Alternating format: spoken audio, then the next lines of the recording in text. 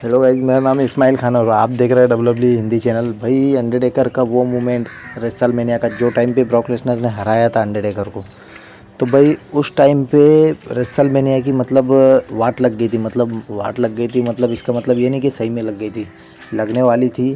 क्योंकि अंडरटेकर हार गए थे और पब्लिक इतनी शांत हो गई थी भाई कि कोई मैच में इंटरेस्ट नहीं ले रहे थे। मतलब जिस टाइम पे अंडरटेकर का मैच होने वाला था ना, तो डिसाइड ये किया गया था भाई कि अंडरटेकर जीतेगा और ये 21वीं रेसलमेनिया मतलब जीतने के बाद वो यहाँ से रिटायर ले लेगा। लेकिन हुआ ये कि भाई विंस मैकमैन का दिमाग ऐसा फिरा भाई कि डायरेक्ट उन्होंने ब्रॉक लेसनर को जितवा ही दिया। मतलब ब्रॉक लेसनर को भी कुछ पता नहीं था।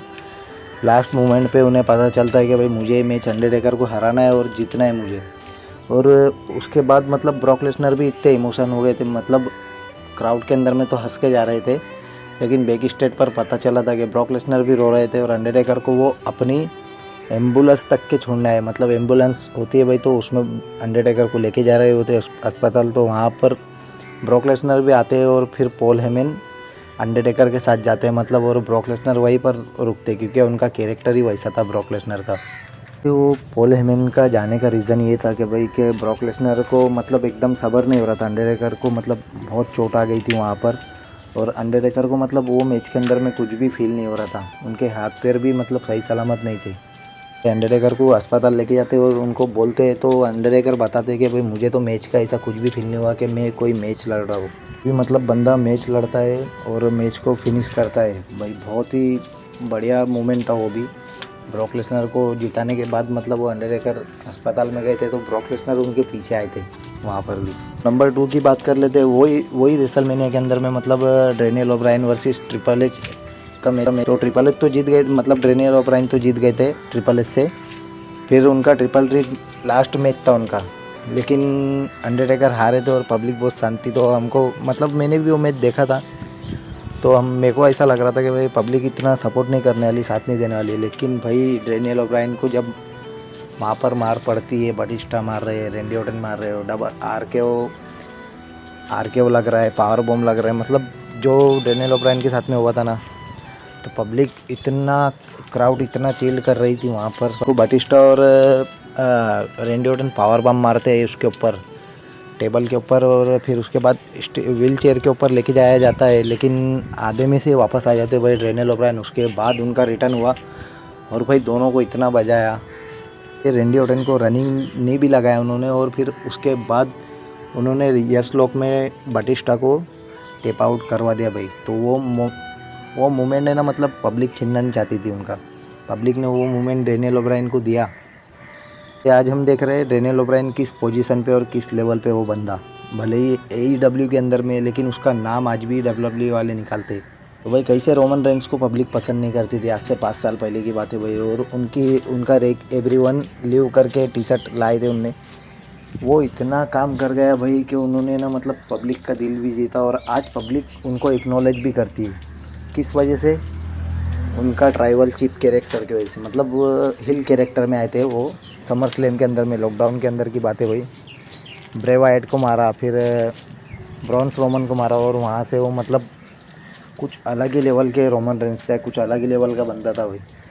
तो उसके बाद जो उन्होंने हमें दिया है 3 साल का, जो उनका रनिंग दिया है 3 या 4 साल के अंदर में, तो बहुत कुछ दिया है रोमन रेंस ने भाई हमें। मतलब 5 साल पहले तो पब्लिक उनको पसंद नहीं करती थी, क्योंकि 5 साल पहले उनका जो कैरेक्टर था वो खाली पुश कर रहे थे कि भाई रोमन अच्छा है, रोमन हीरो है, ये पब्लिक को सपोर्ट करता है, पब्लिक के साथ हंसता है, खेलता है, कुछ कैरेक्टर बताते थे भाई, इसीलिए पब्लिक उनको पसंद नहीं करती थी। और 5 साल बाद उन्होंने जब डिसीज़न बदला कि भाई अब जो भी होगा वो मेरे भीतर होगा, मैं करूँगा वही होगा। विंस मैकमैन बोले या कोई दूसरा बंदा आके बोले तो मैं उसकी नहीं सुनूंगा, ये मेरी मर्ज़ी से होगा तो ही मेरे कैरेक्टर में फ़र्क गिरेगा। और वो उसने किया भाई। बंदा बहुत मतलब आज किस लेवल पे देखो भाई रोमन रेंस को भी। जितनी भी रेसलमेनिया है उसमें से वो कुछ ही बार रोमन रेंस हरे, बाकी की रेसलमेनिया तो वो जीते ही है। मतलब 9 बार का मेन इवेंट किया है उन्होंने, आखिरी में मैच लड़ा है मेन इवेंट में। तो भाई रोमन रेंस का कैरेक्टर वो है, और वो बंदा है वो जो विंस मैकमैन चाहते थे ना उनको बनाना, वो तो बने नहीं, पर वो खुद के कैरेक्टर से इतना अचीव कर गए कि आज रोमन रेंस बहुत अलग कैरेक्टर पे भाई। बात कर लेते हैं जॉन सीना की। भाई जॉन सीना का जो कैरेक्टर है भाई, तो कुछ टाइम पहले मतलब वो OVW के अंदर में काम करते थे भाई। तो वहाँ के वो सुपरस्टार थे, मतलब ब्रॉक लेसनर थे वहाँ पर, बटिस्टा थे, रेंडी ओटन थे, मतलब ये सब भी थे। लेकिन जो जॉन सीना का लेवल था मतलब OVW के अंदर में बहुत ही मतलब ग्रैब कर जा रहा था, पब्लिक उनको सपोर्ट भी कर रही थी। तो ब्रूस पिक्चर करके तो उन्होंने वहाँ पर उनको देखा जॉन सीना को, तो भाई उन्होंने मेन इवेंट में लाने का सोचा और लेके भी आए भाई स्मैकडाउन के अंदर में। और भाई स्मैकडाउन के अंदर में देखा था हमने कि कैसे कट एंगल को उन्होंने एक थप्पड़ मारी थी और उसके बाद उनका मैच सेटअप किया गया था। तो भाई बहुत ही बढ़िया मोमेंट था वो जॉन सीना का भी। लेकिन भाई मैटर ये नहीं करता है कि तुम अच्छे मैच दे रहे हो तो कोई स्टोरी लाइन भी होना उसके पीछे भाई, अच्छे मैच देने के पीछे। तो जॉन सीना के पास कोई ऐसा कैरेक्टर नहीं था कि मैं क्या हूँ, मैं पब्लिक मेरे को क्या मानती है क्या नहीं मानती है, उनको खुद को अचीव नहीं हो रहा था क्या भाई मैं आखिर हूँ कौन। बिग शो को हराने के बाद चैम्पियनशिप तो जीत लेते हैं, लेकिन उनका कैरेक्टर ही मतलब उनको समझ में नहीं आ रहा था। तो एक दिन भाई रिकी और जॉन सीना बस में ट्रैवल करते हुए जाते हैं, मतलब तो मतलब अंदर वो रैपिंग के अंदर में गाने गा रहे थे, रैपिंग कर रहे थे, मतलब रिकी थे, रेमे स्टीरियो थे, फिर चाओ गैरेरो थे, मतलब ऐसे बहुत से प्लेयर थे वहाँ पर। तो गाने गा रहे थे, तो भाई स्टेफनी मैकमैन आगे की सीट पे बैठी हुई होती है। तो जैसे ही मतलब बस रुकती है तो जॉन सीना से पूछती है कि भाई तुमने ये अंदर किया, ये स्क्रिप्ट था या तुम खुद से मतलब कर रहे थे।